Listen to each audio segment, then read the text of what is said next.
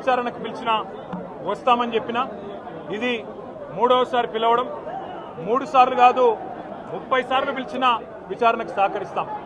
మా మీద కేసులు బనాయించి మమ్మల్ని ఇబ్బంది పెట్టి కమిషన్లు వేసి మమ్మల్ని ఏదో ఇబ్బంది పెట్టినంత మాత్రాన, వేధించినంత మాత్రాన ప్రజల తరపున ప్రశ్నించడం బంద్ చేస్తామనుకుంటే అది కాంగ్రెస్ ప్రభుత్వం యొక్క అవివేకం, అజ్ఞానం అవుతుంది తప్ప ఇంకోటి కానే కాదు. పెద్దలు కేసీఆర్ గారిని, పెద్దలు హరీష్ రావు గారిని కాళేశ్వరం కమిషన్ ముందు కూర్చోబెట్టి మీరు పైశాచికానందం పొందొచ్చు.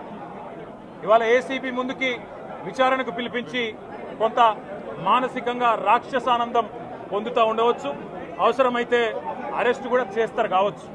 కానీ ఒకటి పక్క, తెలంగాణ కోసం గతంలోనే జైలుకు పోయి వచ్చిన వాళ్ళం.